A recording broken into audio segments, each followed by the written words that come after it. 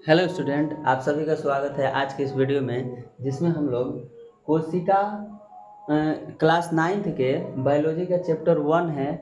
और इसमें हम लोग कोशिका जीव की आधारभूत इकाई है। कोशिका जो है वो जीव की आधारभूत इकाई है। और ये चैप्टर का नाम है और इसी में हम लोगों को पढ़ना है कि कोशिका से शरीर का निर्माण किस प्रकार होता है। ठीक है। आधारभूत इकाई का मतलब है कि जिस प्रकार से एक घर को बनाने के लिए ईंट, बालू, सीमेंट, इसके बाद बहुत सारे अलग अलग चीज़ों की ज़रूरत पड़ती है। लेकिन इसमें मुख्य रूप से हमारा जो ईंट होता है वो घर की दीवार को बनाने में ज़्यादा सहायक होता है। तो उस आधार पर हम लोग कोशिका शरीर के बनाने के लिए सबसे अधिक ज़रूरत होता तो बहुत कुछ है। हम लोग इसके अंदर कोशिका के अंदर जा कर के पढ़ेंगे कि और अलग अलग चीज़ें किस किस चीज़ों से कोशिका मिल करके बना है। कोशिका में और बहुत सारा फंक्शन होता है और बहुत सारा कुछ पढ़ना पड़ेगा। लेकिन हम लोग मेनली यहाँ पर सिर्फ कोशिका को देखेंगे कि कोशिका में आखिर कोशिका बोलेंगे किसे। ठीक है। तो कोशिका सजीव पदार्थ की संरचनात्मक और क्रियात्मक इकाई है। कोशिका को जीव की आधारभूत संरचना और क्रियात्मक इकाई माना जाता है। कोशिका जो है वो जीव पदार्थ की संरचनात्मक और क्रियात्मक इकाई माना जाता है कोशिका को। ठीक है। क्योंकि इसके इसके बिना जीवों के शरीर का निर्माण हो ही नहीं सकता। ठीक है। अगर पृथ्वी पर सर्वप्रथम अगर किसी जीव का निर्माण हुआ है तो वो एक छोटे छोटे कोशिका से है। कोशिका पहले बना, फिर धीरे धीरे धीरे धीरे वही कोशिकाएं मिल मिल करके एक छोटा सा उत्तक का निर्माण किया। उत्तक से फिर एक अंग बना, एक अंग से फिर अंग तंत्र बनता है और बहुत सारे अंग तंत्रों के समूह से एक कोशिका का निर्माण होता है। ठीक है। बहुत सारे अंग तंत्रों के समूह से एक कोशिका का निर्माण होता है। तो आइए हम लोग यहाँ देखते हैं। अगर आप लोग चाहें तो इसको एक बार स्क्रीनशॉट ले लीजिए, नहीं तो फिर हम इसको समझाने लगेंगे तो बहुत सारा मतलब कि गैदरिंग हो जाएगा। तो हम थोड़ा देर के लिए हट जाते हैं। आप लोग इसको एक बार स्क्रीनशॉट ले लीजिए, फिर हम लोग इसको समझते हैं। तो हम उम्मीद करते हैं कि आप लोग स्क्रीनशॉट ले लिए होंगे। चलिए स्टार्ट करते हैं। देखिए, कोशिका जीव की आधारभूत इकाई माना जाता है। कोशिका को सजीव पदार्थ के संरचनात्मक और क्रियात्मक इकाई माना जाता है, क्योंकि कोशिका से ही हमारे शरीर या फिर कोई भी पेड़ पौधे या जीव जंतु किसी का भी शरीर का अगर निर्माण हुआ है तो वो कोशिका के आधार पर ही हुआ है। ठीक है। कोशिका से ही बना है पूरे जीव। कोशिका को जीवन की आधारभूत संरचनात्मक या क्रियात्मक इकाई हम लोग मानते हैं। ठीक है। कोशिका को संरचनात्मक और क्रियात्मक इकाई माना जाता है। कोशिका जीव द्रव की बनी होती है। देखिए, कोशिका जो है वो जीव द्रव की बनी होती है। ठीक है।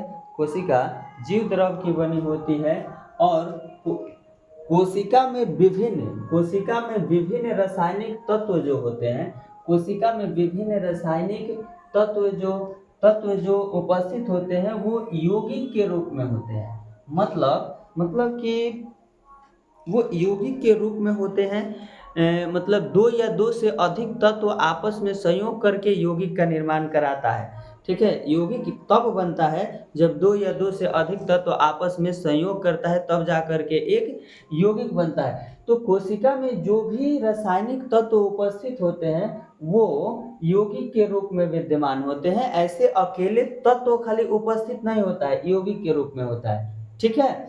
और वो देखिए, वो दो रूप में, एक अकार्बनिक रूप में पाया जाता है, एक अकार्बनिक रूप में और दूसरा क्या, कार्बनिक रूप में। एक अकार्बनिक रूप में और दूसरा कार्बनिक रूप में। अकार्बनिक रूप में क्या क्या जैसे में पाया जाता है, जल एवं खनिज लवण होता है। जल और खनिज लवण जो होता है वो अकार्बनिक रूप में होता है। और कार्बनिक रूप में कोशिका में प्रोटीन होता है, वसा होता है, कार्बोहाइड्रेट होता है, न्यूक्लिक अम्ल होता है। ये मुख्य रूप से पाया जाता है। कोशिका में मुख्य रूप से 4 यौगिक कौन कौन, प्रोटीन, वसा, कार्बोहाइड्रेट और न्यूक्लिक अम्ल। मुख्य रूप से ये सभी कार्बनिक यौगिक सभी कोशिकाओं में पाए ही जाते हैं। ठीक है, सभी कोशिकाओं में ये मुख्य रूप से पाए जाते हैं। इसके बाद यह जीव द्रव एक छिद्र युक्त चयनात्मक परागम्य झिल्ली से घिरी होती है।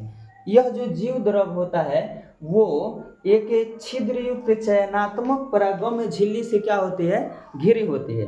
चयनात्मक परागम्य झिल्ली एक ऐसा मतलब कि व्यवस्था है, जब हम लोग आगे जाएंगे ना तो इसके बारे में पढ़ेंगे कि यह एक ऐसा व्यवस्था है कि इस व्यवस्था में जो उपयोगी चीज होता है ना, जैसे कि उपयोगी चीज होता है तो वो कोशिका में अंदर जा सकता है। ठीक है, उपयोगी चीज चयनात्मक परागम्य झिल्ली क्या कहता है कि चयनात्मक मतलब चयन करता है, वो खुद चयन करता है कि उस झिल्ली से कौन सी चीज अंदर जाएगा और कौन किसको अंदर नहीं जाने देना है और किसको अंदर जाने देना है। नाम से पता नहीं चलता है, चयनात्मक परागम्य झिल्ली मतलब ये चयन करेगा।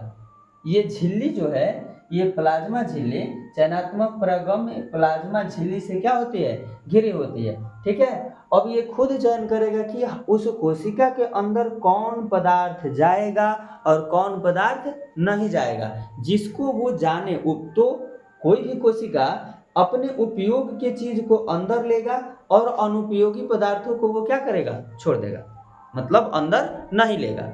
ठीक है, तो चयनात्मक परागम्य झिल्ली चयन करेगा और चयन करके और इसके बाद अंदर जाने देता है। ठीक है, इसके बीच में केंद्रक होता है, मतलब कोई भी कोशिका होता है तो बहुत सूक्ष्म होता है और उसके बीच में क्या होता है, केंद्रक होता है। और सभी जो जीव द्रव होते हैं ये इसके अंदर होते हैं और ये है चयनात्मक परागम्य झिल्ली।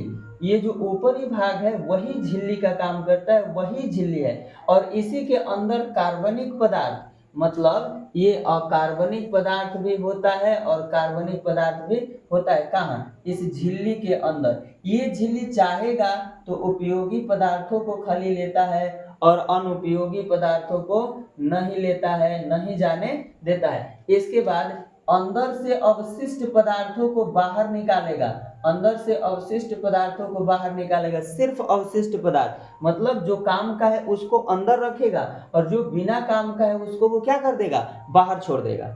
ठीक है, चयनात्मक परागम्य झिल्ली में फायदा ये है कोशिका को कि ये उपयोगी पदार्थों को अंदर जाने देता है, लेकिन उपयोगी पदार्थों को अंदर से बाहर नहीं आने देता है।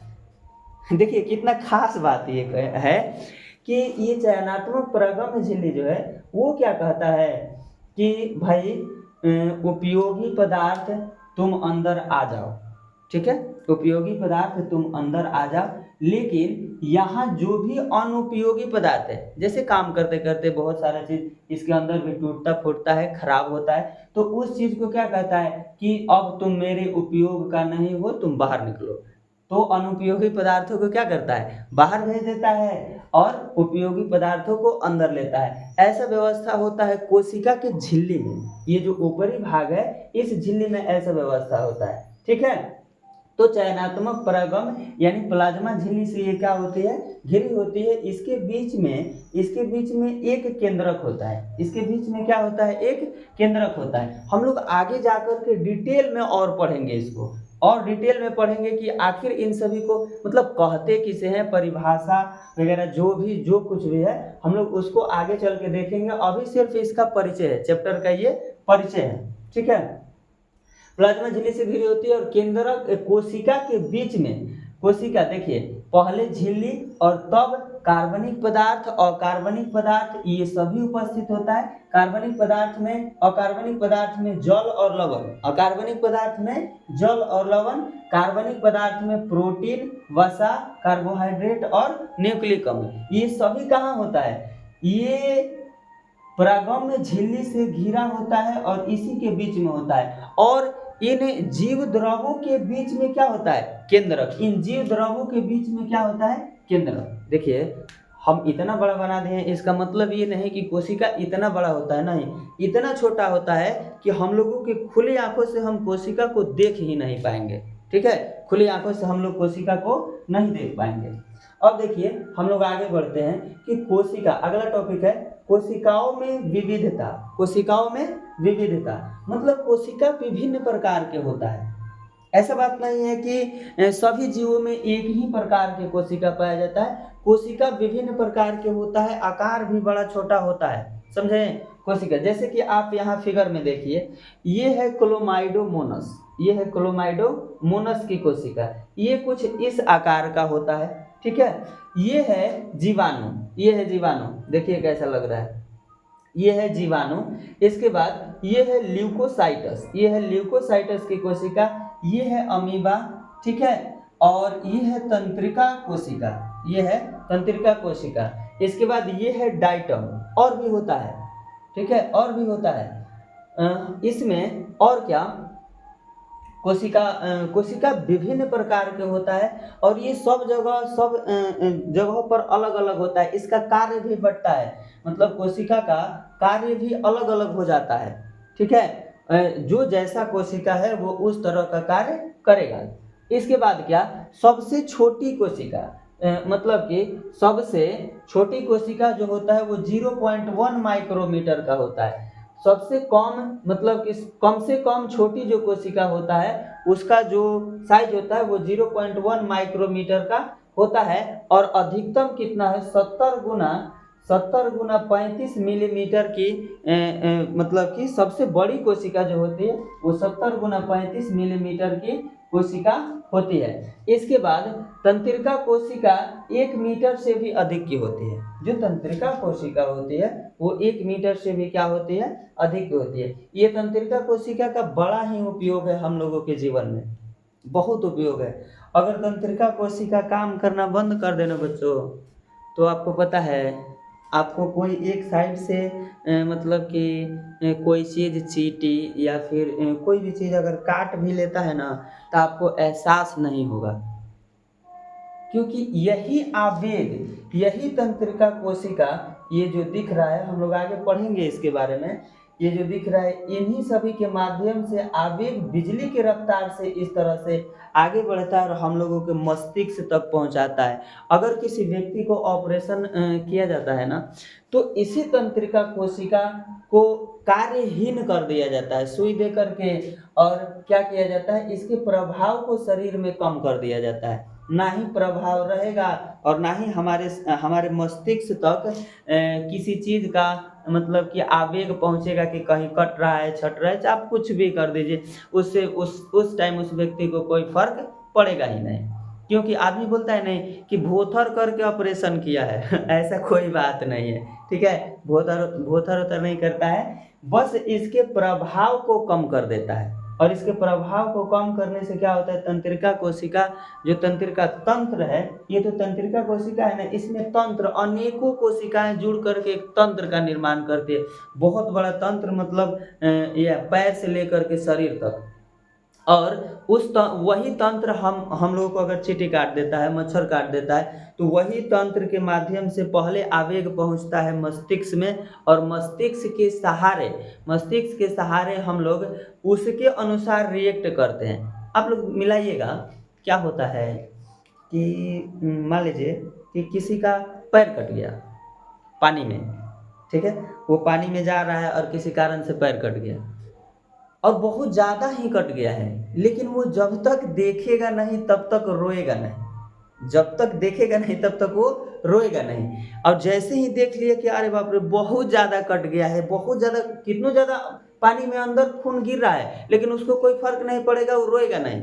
थोड़ा सा दर्द भी होगा उसको ज़्यादा, लेकिन वो जानेगा अच्छा थोड़ा सा कटा होगा, कोई प्रॉब्लम नहीं है। लेकिन जब ज़्यादा कट जाएगा ना, जब ज़्यादा कट जाता है, ज़्यादा कट गया है और वो जब तक देखेगा नहीं तब तक रोएगा नहीं। ये तो जब बाहर आया और देखा ना क्या, अरे बाप रे ये तो ढेरे कट गया है, ढेरे खून गिर रहा है, तब तो जाकर के वो रोना शुरू करेगा। क्यों? क्योंकि उसका माइंड देखा नहीं उस चीज़ को, और तंत्रिका तंत्र देख लिया, माइंड मतलब कि आँख देखा और तंत्रिका तंत्र में आवेग गया कि अरे ये तो बहुत ज़्यादा कट गया, तब जाकर के वो रोना शुरू करेगा। और वहाँ से वो अब चलेगा भी नहीं डर से, क्योंकि ज़्यादा खून गिर रहा है, अब तो बहुत ज़्यादा कट गया है। और वही व्यक्ति जब तक नहीं देखा था तब तक पानी में एकदम आराम से चल रहा था, ठीक है। ये बात है। तंत्रिका तंत्र का हमारे जीवन में बहुत उपयोग है। अगर ये काम करना बंद कर दे तो किसी का आपको कोई कुछ भी किधरों से एगो अंगुलियों काट के भाग जाएगा ना, तो आपको एहसास नहीं होगा। ऑपरेशन में यही प्रक्रिया किया जाता है। इसके बाद ये देखिए, ये मनुष्य के शरीर की सबसे बड़ी कोशिका क्या होती है?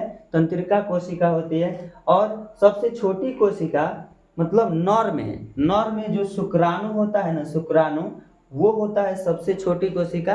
और मादा का अगर बात किया जाए तो मादा में अंडाणु सबसे छोटी कोशिका होता है। और सबसे बड़ी कोशिका क्या है? तंत्रिका कोशिका। इसके बाद हम लोग चलते हैं कि बहुत सारे जो जीव होता है वो एक कोशिकीय होता है। बहुत सारा जीव कैसा होता है? एक कोशिकीय होता है। जैसे कि ये देखिए, अमीबा, क्लोमाइडोमोनस, पैरामेसियम, अमीबा, पैरामेसियम, क्लोमाइडोमोनस, ये सभी के सभी एक कोशिकीय जीव हैं। और इसमें जितना भी क्रिया होता है वो सभी एक ही कोशिका होता है। इसमें जितना क्रिया होता है वो सभी एक ही कोशिका करता है। भोजन ग्रहण करने का, उसका पाचन करने का, उसको मतलब कि नियंत्रित, पूरे शरीर को नियंत्रित करने का जितना भी कार्य होता है उस सारा के सारा कार्य कौन करता है? तो एकमात्र एक ही कोशिका करता है, अमीबा। खास तौर पे अगर देखा जाए तो क्लोमाइडोमोनस और पैरामेसियम का आकार निश्चित माना जाता है, लेकिन अमीबा का आकार कोई निश्चित नहीं होता है। ये सिचुएशन के अनुसार अपने आकार को बदलता है और आकार को तोड़ने के कारण, आकार टूटने के कारण ही ये क्या करता है? तोड़ तोड़ करके, खास तौर पे ये पानी में रहता है, तोड़ तोड़ करके अपने भोजन तक पहुंचता है और भोजन को चारों तरफ से घेर लेता है। और घेरने के बाद भोजन को चारों तरफ से घेर करके और अपने केंद्रक से एंजाइम स्रावित करता है, पाचित करता है, और वहीं पर फिर आकार को तोड़ करके अवशिष्ट पदार्थ को वहीं छोड़ देगा।